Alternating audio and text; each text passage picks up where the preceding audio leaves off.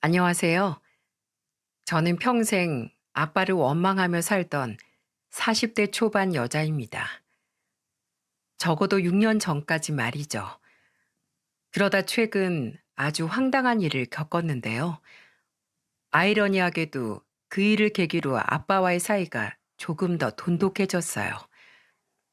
그래서 나이 40 넘어 뒤늦게 알게 된 사이 좋은 부녀지간의 즐거움을 여러분께 자랑하고 싶어 이렇게 사연을 보내봅니다.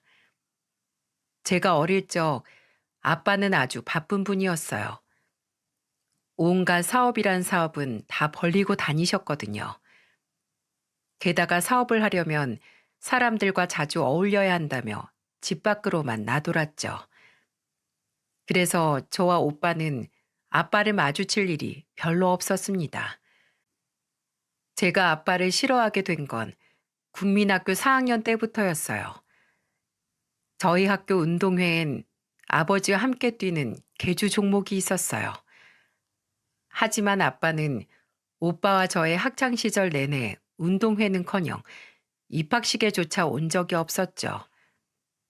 그 해에도 저는 미리 자포자기하며 이번에도 엄마랑 뛰어야 하나 고민하고 있었는데 당시 반에서 유독 저와 사이가 좋지 않았던 여자애가 저에게 이렇게 비아냥대는 겁니다.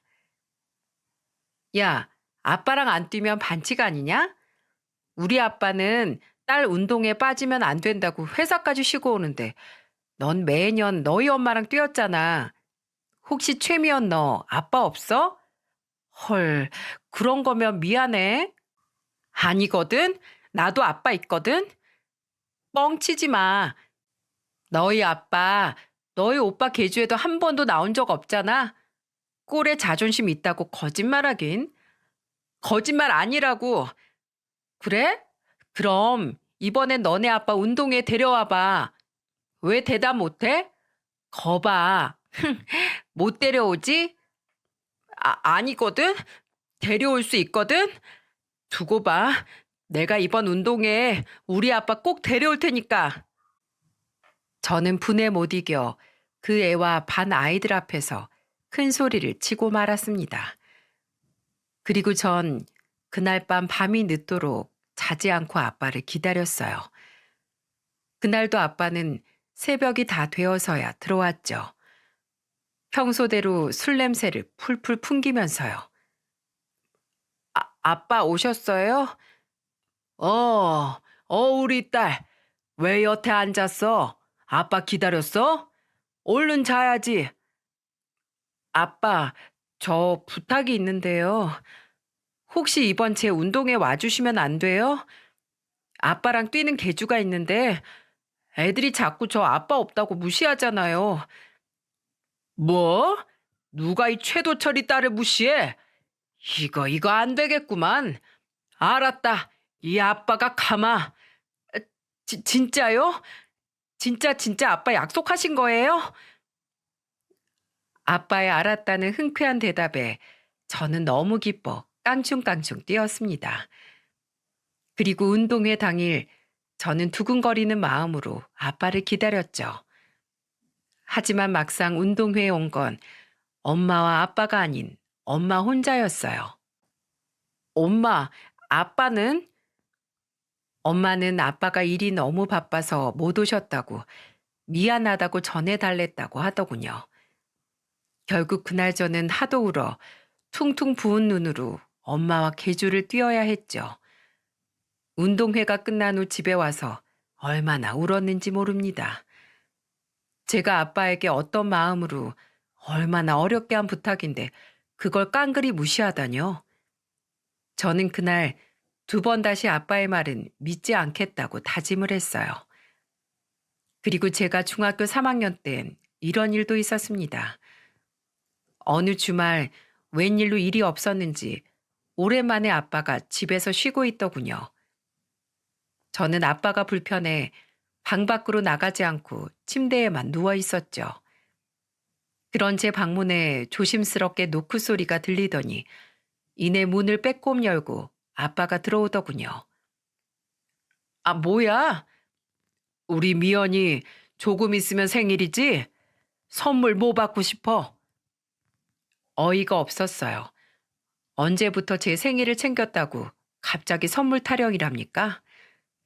저는 이불을 머리까지 덮곤 짜증스런 한마디를 던졌습니다. 신경 끄세요. 그러자 거실에서 저와 아빠의 대화를 듣고 있던 건지 엄마가 놀란 목소리로 달려오더군요. 미연이 너 지금 아빠한테 그게 무슨 말버릇이야? 당장 똑바로 일어나서 사과드리지 못해?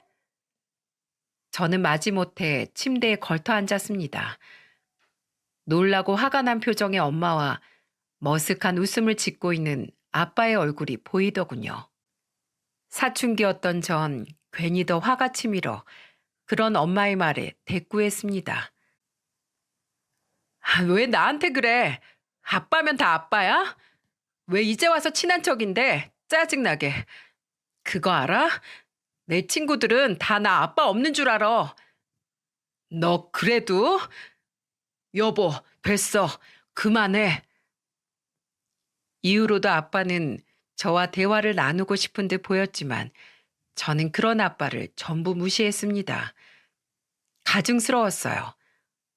오빠 또한 저처럼 반항을 하진 않았지만 아빠를 불편해하긴 마찬가지였고요. 집안에선 엄마만이 아빠를 감싸주는 유일한 사람이었어요. 그렇게 시간이 흘러 저는 대학교에 들어갔어요. 그리고 제가 대학교 4학년 때 아빠는 위안 판정을 받았습니다. 저와 오빠는 엄마와 번갈아 가며 입원해 있는 아빠의 병시중을 들었죠. 딱히 내켜서 한 일은 아니었습니다. 오히려 아빠가 거동이 불편한 것도 아닌데 왜 계속 누가 옆에 붙어 있어야 하는 건지 이해가 가지 않았죠. 그런 제가 아빠의 병시중을 든 건 오로지 그래도 아픈 아빠를 혼자 두면 안 된다는 엄마 때문이었어요. 우리가 교대를 하지 않으면 집에 가지도 않고 하루 종일 그 불편한 간이 침대에서 아빠 곁을 지키셨거든요. 그날은 제가 당번이라 다음 날 아침 엄마가 올 때까지 제가 밤새 병실에 있어야 하는 날이었어요. 밤이 늦은 시간이었는데 아빠는 잠이 오지 않는다며 병실 밖으로 홀로 나가시더군요. 저는 그런 아빠의 행동에 짜증이 났죠. 밤새 자소서 써야 하는데 왜 자꾸 안 자고 돌아다니는 거야? 아무튼 내 인생에 도움이 된 적이 한 번도 없어. 저는 한숨을 쉬곤 아빠를 따라 병실 밖으로 향했죠.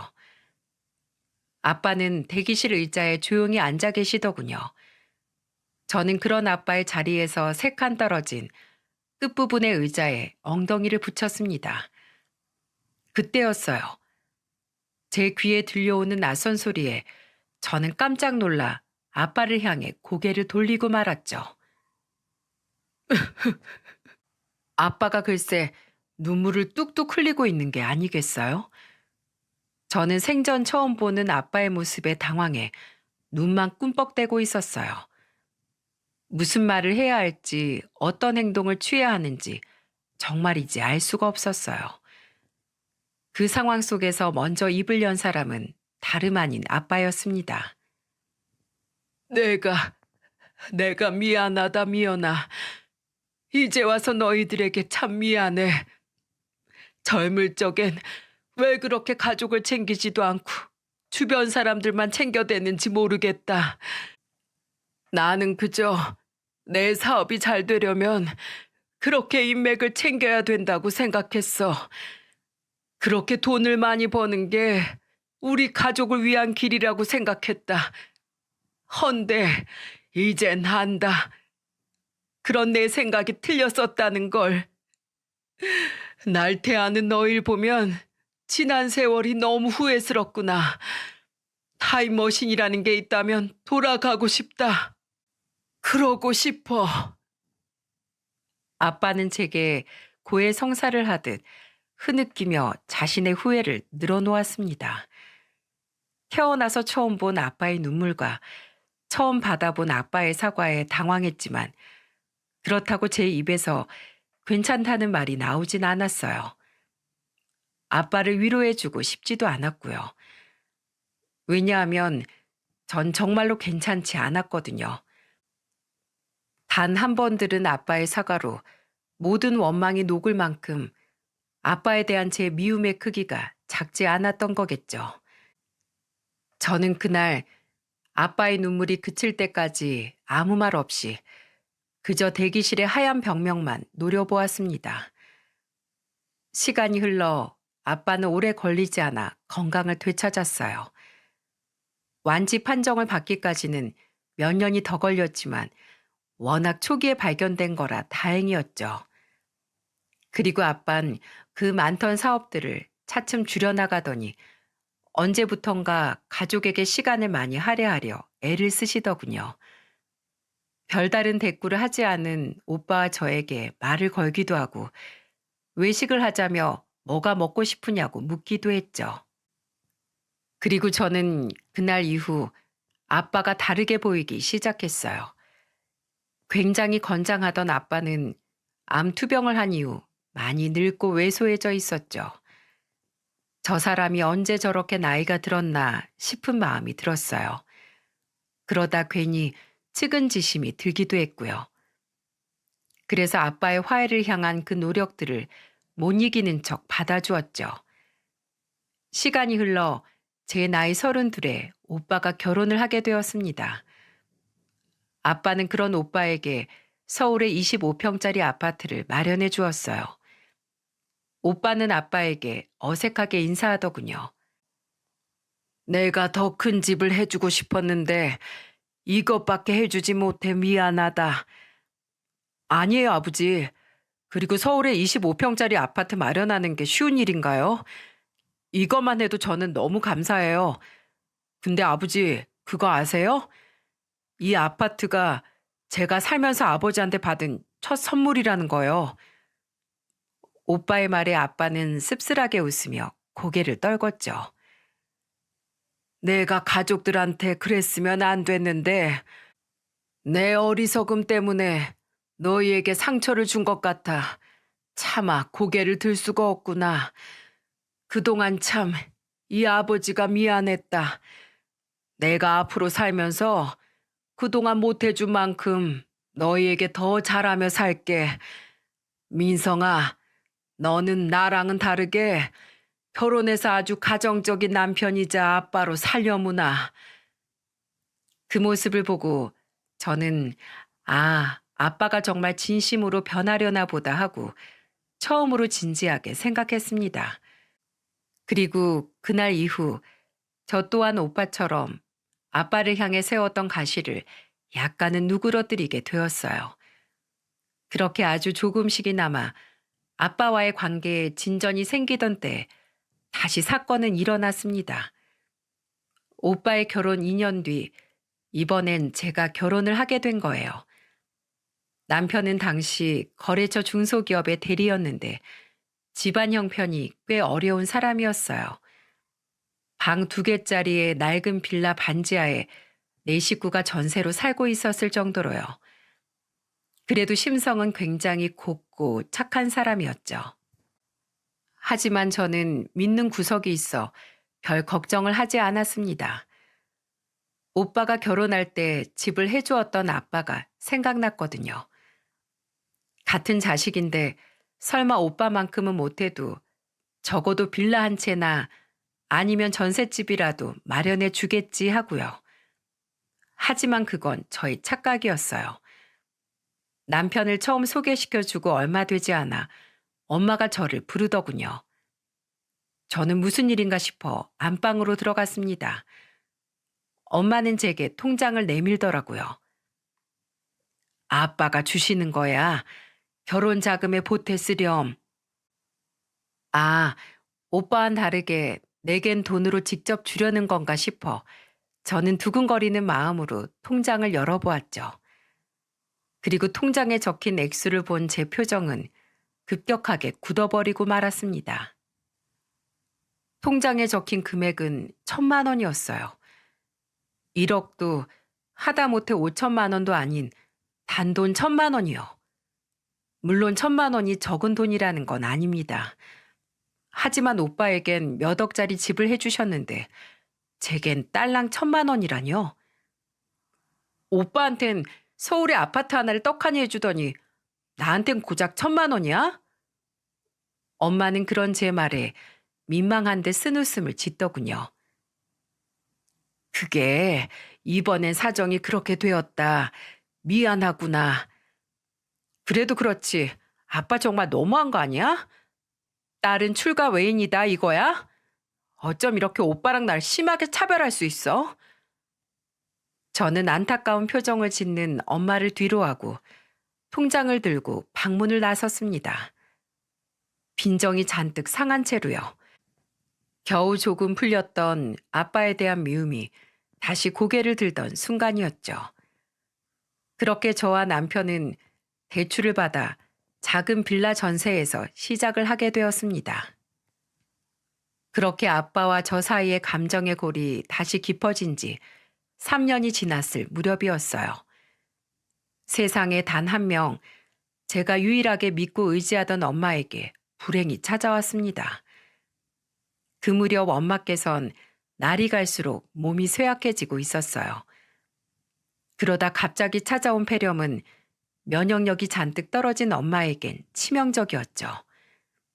엄마는 폐렴 판정을 받은 그 길로 병원에 입원을 했습니다. 걱정이 된 저는 병원과 집, 회사를 오가며 그런 엄마의 간호를 자처했죠. 아빠는 일을 하는 시간이 아니면 항상 엄마의 곁에 붙어 있었고요. 아빠와 마주칠 때마다 저는 고개만 까딱할 뿐 그런 아빠를 무시했지만은요. 그러던 어느 날은 엄마와 저 단 둘만 병실에 남게 되었는데 엄마가 제 손을 붙잡곤 힘없는 목소리로 말씀을 시작하셨습니다. 마치 유언처럼요. 미연아, 네 아버지 너무 미워하지 말어라. 네 아버지 사업이 사실 몇 년 전부터 많이 어려웠다. 네 오빠 결혼할 때도 집 해줄 형편이 안 됐는데 그래도 그땐 너 결혼할 때보다는 사정이 좀 나아서 어떻게든 돈을 마련했던 것 같더라. 너 결혼할 땐 사정이 말이 아니었어. 1,000만 원은커녕 100만 원도 없을 때였는데 그 양반이 빚까지 내서 겨우 마련한 돈이 그거였다. 그리고선 차마 널 볼 염치도 없다며 내게 대신 전해달라고 부탁하더구나. 저는 엄마가 제게 1,000만 원이 든 통장을 전해준 이후 유독 저를 외면하던 아빠의 모습을 떠올렸습니다. 저는 정말 몰랐어요. 그냥 아들, 딸 차별한 게 민망해서 저를 불편해하는 줄로만 알았거든요. 미연아, 네가 결혼한 이후 그 단단하던 양반이 매일같이 얼마나 울었는지 모른다. 너한테 미안하다고. 너 결혼할 때마저 애비 노릇을 제대로 하지 못해 죄스럽다고 말이야. 네 아빠가 옛날 사람이라 가장은 돈을 벌어야 한다는 생각밖에 못해서 그랬지. 예전에도 지금도 가족을 끔찍이 아끼는 사람이다. 서툴러서 이런 이야기를 너나 민성이한테 전혀 못했겠지. 내가 없으면 너희 아빠 제 속 터놓을 때 하나 없는 딱한 사람이야. 그러니 내가 만약에 먼저 가게 되면 네가 먼저 다가가서 네 아빠 좀 잘 보듬어다오. 민성이는 워낙 남을 챙길 줄 모르는 애잖니. 내가 네 아빠를 부탁할 사람은 너밖에 없구나. 부탁한다. 엄마는 그 말을 끝으로 힘이 붙였는지 다시 눈을 감으셨습니다. 저는 몰랐던 사실에 그저 어쩔 줄 모르고 눈만 꿈뻑였어요. 그렇게 엄마가 입원한 지 며칠이 지났을 무렵이었어요. 회사에서 한창 일을 하고 있는데 아빠에게서 전화가 오더군요. 그리고 아빠 입에서 나온 말은 그야말로 청천벽력 같은 소식이었어요. 미연아, 네 엄마가 많이 위독해서 병원에서 가족들을 다 부르라고 하더구나. 지금 바로 병원으로 좀 와야겠다. 너무 놀란 저는 회사의 사정을 말하고 한달음에 병원으로 달려갔습니다. 소식을 들은 오빠 새언니도 이미 병원에 도착해 있더군요.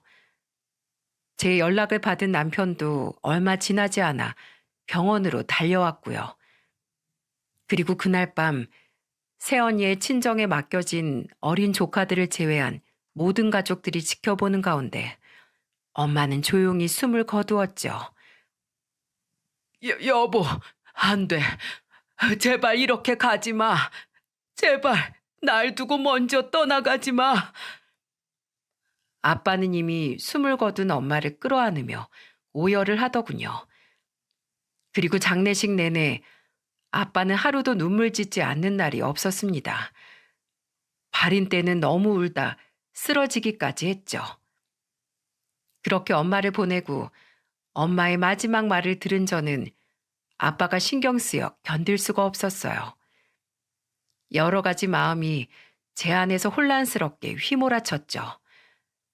왜 여태 말하지 않았냐며 원망을 해야 할지, 그렇다고 아빠의 지난 날을 내가 다 이해해줘야 하냐며 화를 내야 할지, 아니면 아빠의 마음을 모르고 못되게 굴어서 미안하다며 용서를 구해야 할지 말이에요.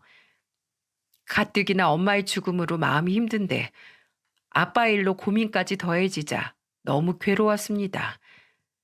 그래서 남편에게 아빠의 일을 전부 털어놓았죠. 남편은 잠시 고민하더니 이렇게 말하더군요. 당신이 하고 싶은 대로 해. 계속 원망하고 싶으면 그렇게 하고 용서를 하고 싶으면 그렇게 해. 다만 장인어른을 직접 뵙고 얼굴 마주하고 이야기했으면 해. 장인어른은 어쨌든 당신에게 최선을 다하신 거잖아. 그러니까 한 번쯤은 당신이 먼저 다가가 봐. 그래야 당신 마음속에도 큰 응어리가 지지 않지. 참 속 깊은 사람이죠. 저는 그런 남편의 말에 용기를 얻었어요. 그리고 그날 저녁 저는 아빠에게 미리 연락 후 아빠를 찾아갔습니다. 몇 번의 심호흡 끝에 초인종을 누르니 집안에서 무슨 일인지 우당탕탕 소리가 나더군요. 그리고 이내 머리가 엉망이 된 아빠가 문을 열어주었죠. 아빠는 제게 어색하게 웃어 보였습니다. 왔니? 집에 들어가 보니 식탁 의자 하나가 나뒹굴고 있더군요. 저는 괜히 퉁명스럽게 물었죠. 의자는 왜 저래요? 아, 그게 급하게 나오려다 보니까 앉아있던 의자에 발이 그만 걸려 넘어졌지 뭐니. 아빠는 어색하게 의자를 일으켜 세웠습니다. 그리고 우린 소파에 마주 앉았고 한동안 어색한 공기가 집안을 메웠죠. 그리고 저는 무슨 말을 먼저 할지 열심히 고르다 한마디를 내뱉었죠. 다 들었어요, 엄마한테. 뭘 말이야? 아빠 사업이 안 좋아진 이야기랑 이것저것 다요. 아빠는 무척이나 당황한 표정이었어요. 저는 볼멘 소리로 말을 이었습니다. 왜 제가 못되게 구는 동안 한 번도 솔직하게 말씀해 주지 않으셨어요? 전 아빠 힘든 줄도 모르고 피 같은 돈 1,000만 원이나 받아갔으면서 아빠 원망하고 욕하는 그런 나쁜 딸로 만드니까 속이 시원하세요? 미연아, 아빠는 그런 게 아니라. 이렇게 이야기하려던 건 아니었는데 한 번 보물 터지듯이 흘러나온 화는 주체할 수 없이 아버지를 향해 쏟아져 나오더군요. 옛날 사람이라 돈 버는 게 우릴 위한 길인 줄 알았다고요? 사실은 가족을 끔찍이 위했다고요? 사업이 망해서 저한테 1,000만 원 해주는 것도 힘들었는데 솔직히 말 못한 거라고요? 그럼 제가 여태 몰랐다, 죄송했다 이렇게 말할 줄 아세요? 아니요, 천만에요. 저는 그런 아빠 때문에 어릴 적에 너무 많은 상처를 받았고 지금도 마찬가지예요. 피해자는 저라고요. 울지 마라. 내가 미안하다, 미연아. 네가 왜 나한테 죄송하니? 다 내 탓이다. 제가 울부짖자 놀란 아버지는 저를 와락 끌어안아 달래려고 하더군요. 저는 그러거나 말거나 악을 써댔죠. 이것 봐요. 지금도 다 자기 탓이라고 하잖아요. 전 정말 아빠가 너무 원망스러워요. 이제 와서 저한테 이렇게 죄책감 들게 하는 아빠가 너무 밉다고요. 내가 다 미안하다. 미안해. 아빠는 결국 저를 따라 울음을 터뜨리시더군요. 저 또한 꺽꺽대며 우느라 더 이상 말을 잇지 못했죠. 그렇게 우리 부녀는 결국 부둥켜 안고 그 자리에서 한참을 울었습니다. 그동안의 서름을 모두 쏟아내려는 듯 아주 오래도록요. 미연아, 아빠는 처음이라 서툴렀다. 너에게도 민성이에게도 말이야. 내가 지난날 했던 행동들이 잘했다곤 하지 않으마.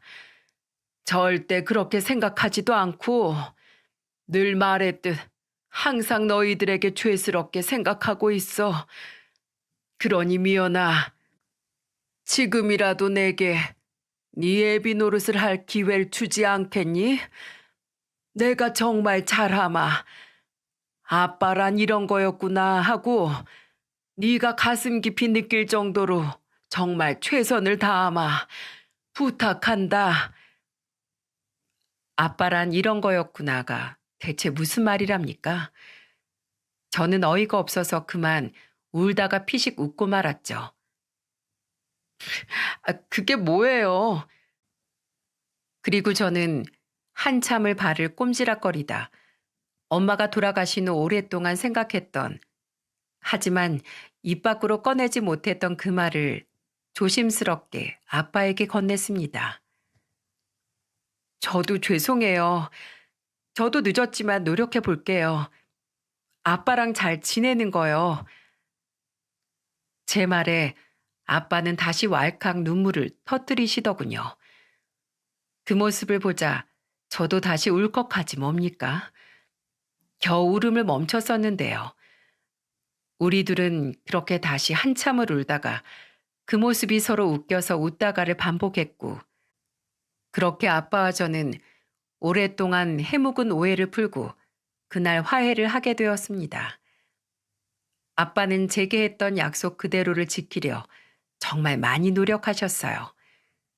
제게 때때로 남편 몰래 맛있는 거 사 먹으라고 용돈을 쥐어주기도 하셨고, 제 생일 때면 직접 소고기를 잔뜩 넣은 미역국을 끓여 집에 찾아오기도 하셨죠. 저 또한 처음엔 어색했지만 점차 아빠와 친해지려 노력했고요. 그렇게 모든 일이 만사형통이었으면 다행이겠지만 문제는 다른 곳에서 일어났습니다. 이번에도 한 줄이야. 임신이 아니었어. 미안해, 여보. 당신이 미안하게 뭐가 미안해. 그런 소리 마. 아이는 때 되면 생기겠지. 바로 우리 부부의 불임 문제였어요. 결혼한 지 7년이 되도록 아기 소식이 없었거든요.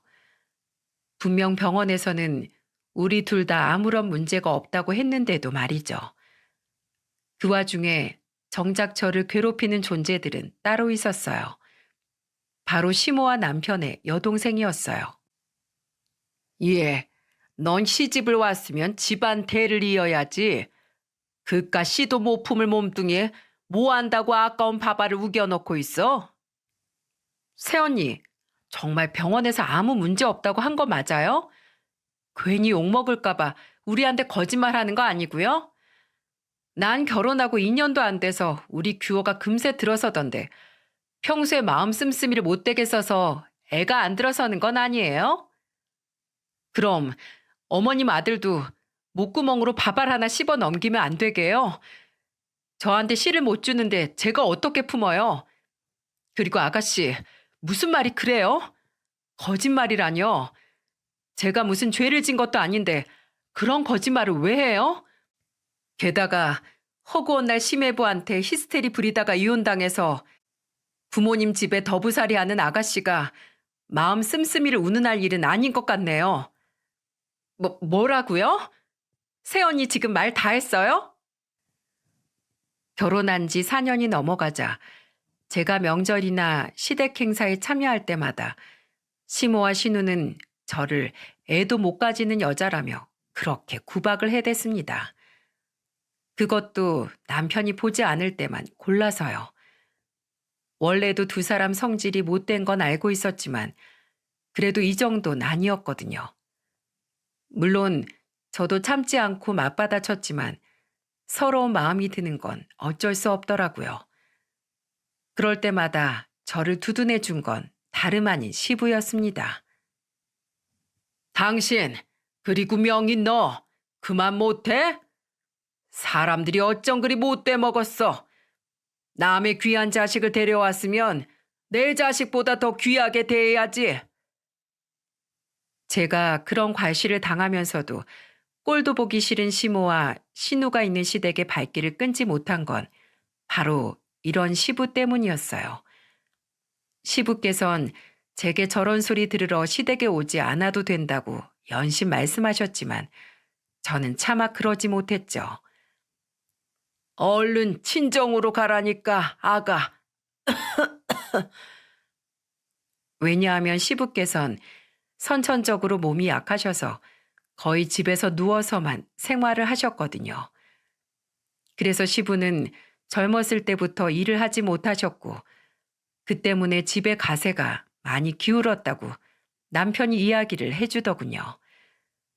항상 집에서 요양하고 계신 시부께는 그래도 얼굴을 보여드려야 할 것 같아 어쩔 수 없이 시댁에 왕래하던 와중 제 참을성이 바닥나게 한 사건이 터지고야 말았어요. 결혼한 지 햇수로 8년째 되던 어느 여름날이었어요. 여보, 이것 좀 봐요. 2줄이야, 2줄. 제가 40이 넘은 늦은 나이에 드디어 임신에 성공을 한 겁니다. 이 소식을 들은 친정아빠는 매우 기뻐하셨어요. 드디어 손주가 생기는 거냐면서요. 물론 오빠네 자식들이 있긴 했지만 저는 워낙 아빠의 아픈 손가락이었던지라 더욱 마음이 쓰이셨던 거겠죠. 그리고 한 달쯤 지났을 땐가 오랜만에 친정에 모여 아빠, 오빠, 저 이렇게 셋이 저녁 식사를 한 날이었습니다. 아빠가 갑자기 제게 통장을 하나 내밀더군요. 미연아, 너 결혼할 때 못해준 거 이 아빠가 지금이라도 이렇게 주고 싶다. 아이 가진 거 축하한다. 통장을 열어보니 무려 5억 5천만 원이라는 거금이 들어있지 뭡니까? 아빠, 이 큰돈이 어디서 났어요? 아빠 사업 어렵다면서. 우리 딸이 그토록 간절히 바라던 임신을 했는데 아빠가 이 정도도 못 해주랴? 내일부터 아빠랑 같이 서울에 괜찮은 집 있나 알아보러 다니자. 이 아빠가 아파트 하나 해주마. 어떠냐? 이 아빠 무진장 든든하지? 아빠는 어깨를 으쓱하며 우쭐한 표정을 지었습니다. 오빠는 그 옆에서 빙그레 웃고 있었고요. 나중에 말하기를 자기만 아빠에게 결혼할 때 도움을 받은 것 같아 제게 참 미안했었는데 그날 그렇게 속이 시원할 수가 없었다고 하더군요. 그렇게 아빠와 저 그리고 남편은 시간이 날 때마다 함께 집을 알아보러 다녔고 결국 마음에 드는 서울 외곽의 아파트를 계약할 수 있었죠. 문제는 그 뒤였습니다. 집을 계약한 지 얼마 되지 않아 웬일로 신우에게 전화가 오더군요. 뭔가 요구할 때 빼고는 생전 안부 전화 한 번 없던 사람이었는데요. 예, 아가씨. 새언니, 임신 축하해요. 이번에 아파트 선물 받았다면서요? 그것도 방이 3개나 된다던데. 뭔가 불길한 예감이 들었습니다. 제가 신우를 아는데 절대로 이런 일에 축하한다는 말을 할 사람이 아니었거든요. 오히려 질투가 나 심하게 배앓이를 하면 해도요. 저 엄마한테 허락 받았거든요. 오빠 집에 들어가서 살아도 된다고. 그래서 말인데 저 안방 좀 내주세요. 이사 다음 달이라고 했죠? 뭐라고요? 뭘 어딜 들어와요? 기가 차서 말도 안 나오더군요. 심지어 제 허락을 구하는 것도 아니고 말 그대로 통보였습니다. 아무리 뻔뻔해도 유분수지. 이 정도면 총만 안 들었지. 날강도 아닌가요? 저랑 우리 규 둘이 지내야 되잖아요. 애가 어려서 뛰어놀려면 넓은 방 필요한 거 아시죠? 가족인데 양보 좀 하세요. 저기 아가씨, 말도 안 되는 소리 할 거면 그만 끊을게요. 제가 왜 아가씨랑 같이 살아요? 그리고 이 집이 왜 오빠 집이에요? 제 집이지. 게다가 허락을 구할 거면 저한테 구해야지. 왜 어머님한테 허락을 구해요? 어디서 말 같지도 않은 소리 하고 있어? 짜증나니까 그만 끊어요. 시모나 신우나 진짜 사람 우습게 보는 것도 유분수지. 시부 때문에 그동안 그나마 참고 숙여줬더니 아주 지랄을 꽹가리로 치고 있더군요. 그리고 이 일을 저녁에 남편에게 말하자 남편도 어이없어 하더니 제게 잘했다고 말해 주었습니다. 신우 말 신경 쓸 것 하나 없다고요. 하지만 신우의 미친 짓은 말로만 끝나지 않았습니다. 이사갈 저희 집 주소는 어떻게 알았는지 이사 당일에 글쎄 자기 짐을 멋대로 용달차에 실어온 게 아니겠어요? 시 조카 나란히 보조석에 탄 채로 말이에요. 이삿짐 센터 직원들과 한참 짐을 나르던 남편은 어이가 없는 표정으로 용달차에서 내리는 신우를 빤히 쳐다보더군요. 오빠, 새언니, 저 왔어요. 어디 보자. 이봐요, 아저씨. 여기 이 짐도 같이 날라줘요. 같은 집 거예요. 너 뭐 하는 짓이야? 뭐긴 뭐야. 안방 우리가 쓸 거라는 얘기 들었지? 아, 그리고 용달비 좀 내줘, 오빠. 나 돈 없는 거 알잖아. 아휴, 용달차가 하도 낡아서 오는 내내 등 베겨 죽는 줄 알았네. 아저씨, 돈 좀 잘 모아서 차 좀 바꾸세요. 참 대단한 여자였습니다. 한 번의 말로 저와 남편, 이삿짐 센터 직원, 그리고 용달차를 몰고 온 사장님 모두의 기분을 팍 상하게 만들다니 말이에요. 하도 기가 차서 보고만 있는데 남편이 성큼성큼 용달차의 운전석 쪽으로 가더군요. 저는 설마 남편이 진짜 용달비를 내주고 신우를 받아주려나 싶어 경악을 했죠. 하지만 남편의 입에서 나온 말은 굉장히 뜻밖이었어요. 사장님, 세배 드릴게요. 이 짐 안 내리셔도 되니까 다시 그대로 원래 싣고 왔던 집으로 옮겨주세요. 부탁드려요. 여기서 바로 계좌이체 해드릴게요. 오빠! 신우는 그제서야 뭔가 잘못됨을 눈치채고 남편을 불렀지만 이미 남편은 용달차 사장님에게 이체를 끝낸 이후였죠. 아저씨, 짐 여기다 풀 거예요. 다시 안 돌아갈 거라고요. 전 돈 준 분 말만 듣습니다. 아줌마 안 탈 거면 저 먼저 출발할게요. 우리 같은 사람들은 시간이 생명이에요. 이 말을 남긴 용달차 아저씨는 그대로 차를 돌려 아파트 단지를 쏙 빠져나가더군요. 용달차 꽁무니를 보며 어리 빠진 신우의 표정이 얼마나 통쾌하고 웃기던지요. 남편은 그런 신우에게 3만 원을 건네주며 이렇게 말하더군요. 이걸로 규호랑 택시 타고 다시 돌아가. 이것도 어린 규호 때문에 챙겨주는 거지. 너 예뻐서 주는 거 아니다. 남편에게 돈을 받아든 신우이는 그제야 울상이 되더라고요.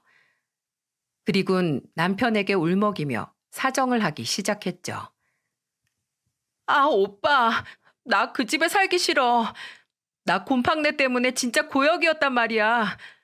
엄마는 밥도 안 차려주고 아빠는 맨날 골골대고 그런 집에서 우리 규 어떻게 키워? 어? 아, 제발. 아, 새언니. 언니도 오빠한테 뭐라고 좀 해봐요. 같은 여자끼리 임신까지 했으면서 심보를 곧게 써야 애도 건강하게 태어나죠. 네? 신우는 남편이 꿈쩍도 하지 않자 이번엔 저를 향해 징징대더군요. 아직도 정신을 못 차리고 말입니다. 저는 콧방귀를 끼며 신우에게 딱 한마디를 남겼죠. 싫어요. 신우는 안 가겠다고 고래고래 소리를 지르며 발악을 해댔지만 저와 남편은 이삿짐 센터 직원들에게 그냥 무시하라며 일을 계속해 달라고 했죠. 그리고 계속해서 신우가 시조카를 데리고 집으로 들어오려 하자 주거 침입으로 경찰에 신고를 해버렸습니다. 경찰이 오자 그제야 신우는 깨갱하며 돌아가더라고요. 그리고 그 주 주말 우린 아빠를 새 집으로 초대했습니다. 아빠는 집을 둘러보며 흡족하게 웃으셨어요. 역시 우리 딸 안목이 남달라. 채광도 그렇고 인테리어도 그렇고 아주 흠잡을 데가 없어. 이 집을 사준 훌륭한 사람이 누구더라? 우리 아빠죠. 아빠는 저와 관계가 회복된 이후 정말로 많이 밝아지셨습니다. 옛날의 호탕함을 되찾으셨죠. 그동안 얼마나 돈 때문에 제게 위축되어 있었는지 알 수 있었어요. 저는 그런 아빠에게 그날 아침 남편에게 전해들은 이야기를 꺼냈습니다. 아빠, 나 이 사람한테 다 들었어요. 아빠 남은 사업 다 정리한 돈으로 이 집 해주신 거라고. 아빠 노후는 어쩌려고 이 돈을 다 저한테 주셨어요. 아유, 정서방. 남잔 입이 무거워야지. 죄송합니다, 장인어른. 그래도 집사람이 또 나중에 알게 되면 죄책감을 가질 것 같아서요. 그래요, 아빠. 내가 그 말 안 하는 버릇 좀 고치라고 했죠? 언제까지 딸을 죄인으로 만들 작정이에요. 아빠는 제가 쏘아붙이자 그제야 멋쩍게 뒤통수를 긁적이시더군요. 그래, 너랑 정서방 말이 맞다. 내가 또 잘못 생각했구나. 그래도 이 아빠 노후 보낼 돈은 다 남겨놨어. 내 걱정은 안 해도 된단다. 그때였어요. 갑자기 저희 집 초인종이 미친 듯이 울리기 시작하더군요. 인터폰으로 누군지 내다보니 세상에 글쎄 시모가 잔뜩 화가 난 얼굴로 집 앞에 서 있지 뭐예요. 아빠, 어머님이 오셨는데? 아빠는 시모도 오늘 초대했냐며 제게 묻더군요. 저는 고개를 가로저었죠. 그리곤 걱정이 되기 시작했습니다. 아빠가 걱정할까봐 그동안 시댁에서 있었던 일을 아빠에게 말하지 않았거든요. 아니나 다를까 남편이 현관문을 열자마자 시모가 쩌렁쩌렁하게 소리를 지르며 집 안으로 쳐들어왔습니다. 저희 아빠가 와 있는 줄은 꿈에도 모르고요. 야, 네가 우리 명희 내 아들 집에서 쫓아냈다며? 내가 허락했는데 어딜 감히 건방지게.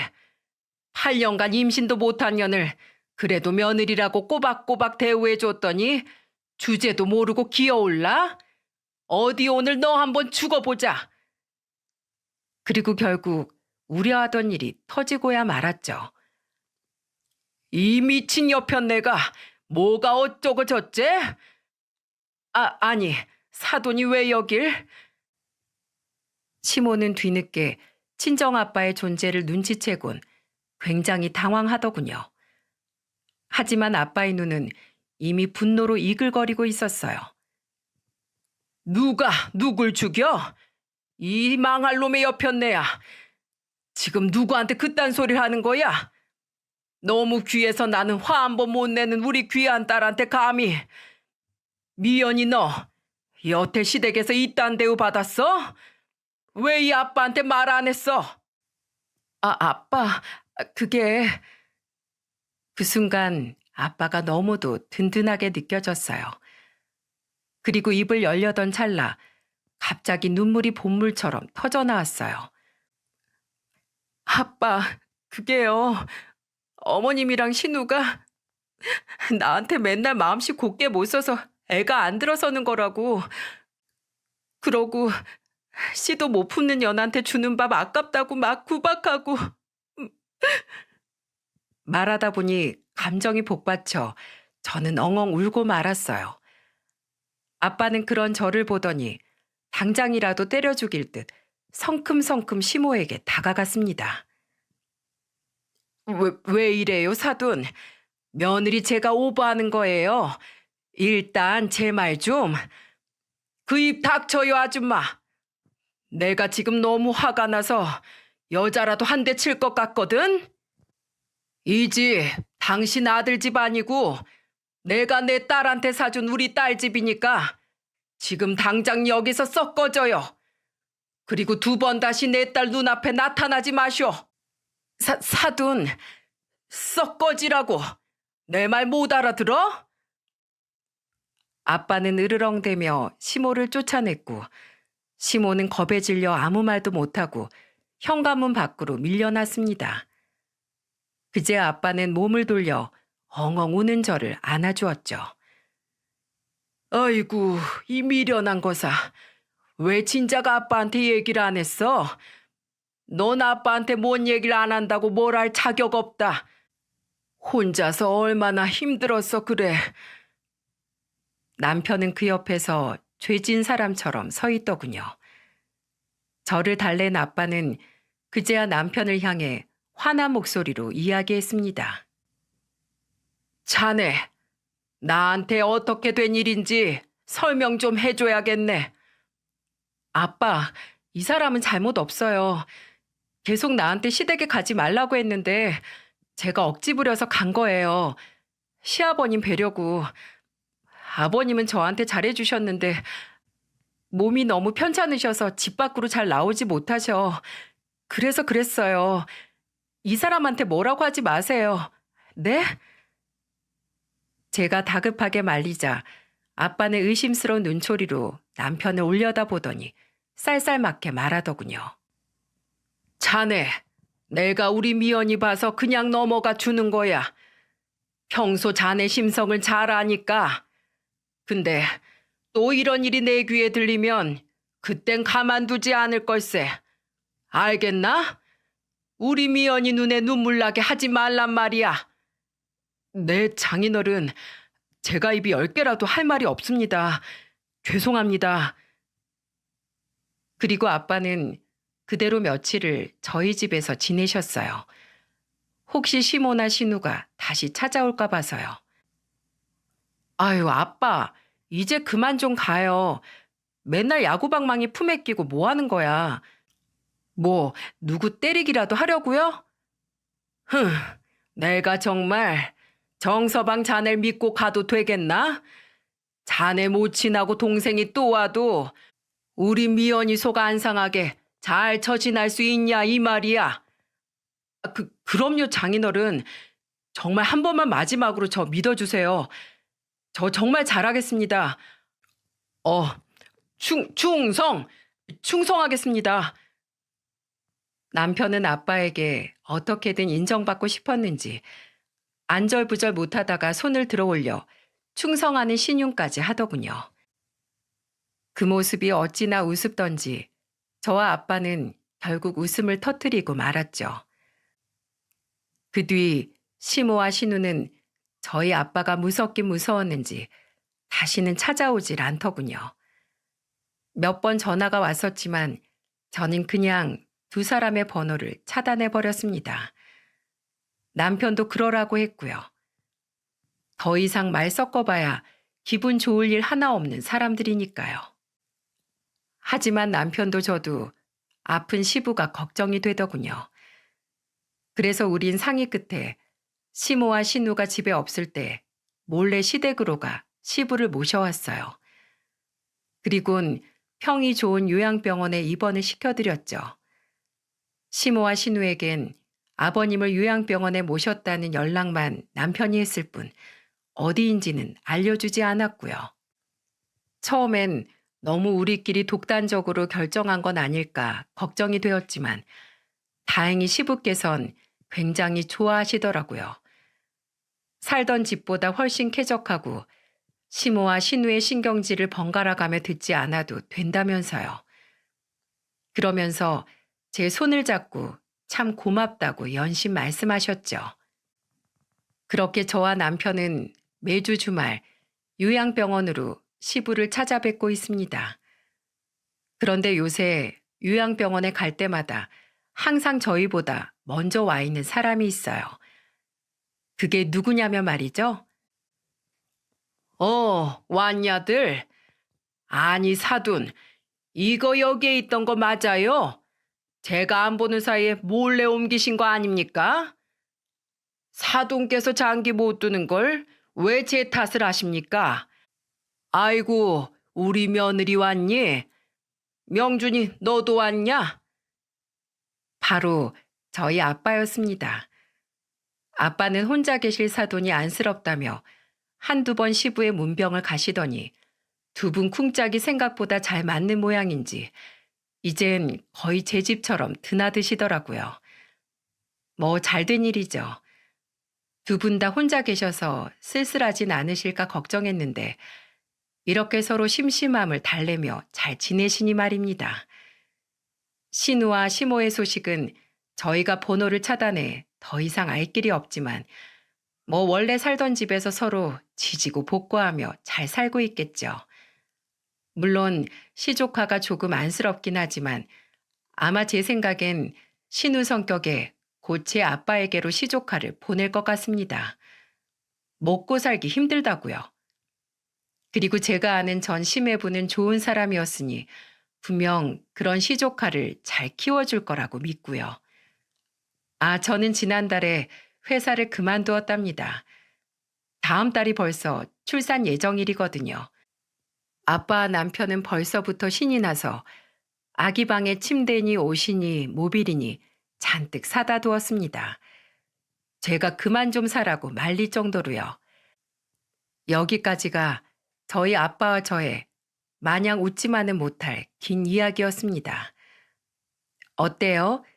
어릴 적엔 좀 그렇긴 했지만 이만하면 저도 아빠도 서로를 향해 조금 더 똑바로 마주보고 선 것 같죠? 살면서 또 무슨 사건 사고가 터질지는 모르겠지만 저는 이제 두렵지 않습니다. 세상 가장 든든한 아빠가 제 뒤에 버티고 있으니까요. 그럼 사연을 들어주신 모든 분들의 가정이 저희 집처럼 항상 평안하길 빌며 이만 글을 마치겠습니다. 다들 들어주셔서 감사합니다.